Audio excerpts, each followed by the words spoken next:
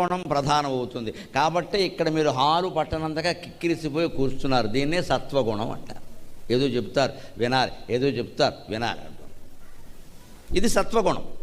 ఇది సత్వగుణ ప్రధానం. అంటే ఇప్పుడు మనం మానవ స్థాయి నుంచి దేవతల స్థాయికి ఎదిగా మీరు నేను కూడా అనుమానం వేయలే. లేకపోతే ఇక్కడ కూర్చోం మనం. ఎక్కడ బయట బోర్డు గొడవలు అవుతున్నాయి, సినిమాలు ఇవి ఉన్నాయి, సుఖంగా పోకుండా ఏంటిది అని చెబుతుంది. ఇక్కడ ఇవి ఎప్పుడు చెప్తూనే ఉంటారో అంటారు. ఇక్కడ అది రజోగుణం.